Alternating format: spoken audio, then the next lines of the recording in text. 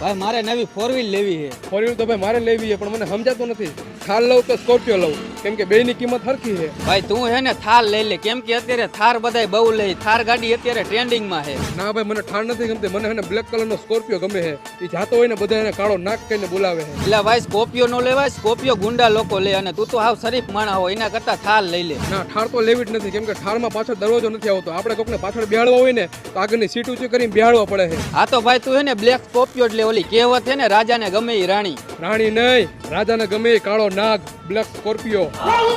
અય તમે બે નવરા હો?